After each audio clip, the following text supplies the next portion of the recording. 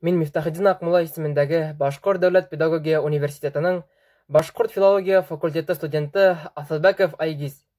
Эстафетаны Гейт Маргаританан кабул итәм.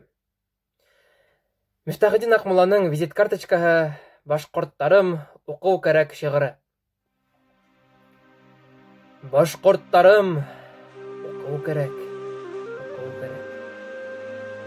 Арабызда надандар күп. Укуу кирәк. Аңра аюдан Уралдагы курккандай, эй тугандар, наданлыктан куркуу кирәк.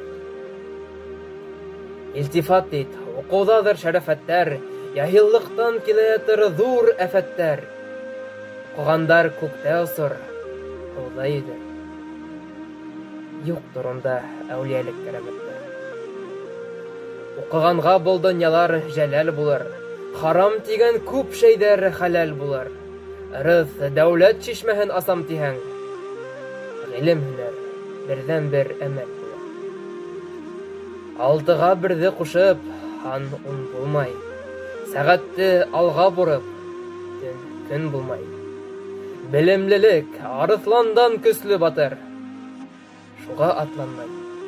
Синең төшең һис өн булмай. Был эстафетаны Мифтахетдин Акмулла исемендәге Башкорт дәүләт педагогия университетының Башкорт филология факультеты деканы Хөсәйнова Ләйлә Мидхәт кызына тапшырам.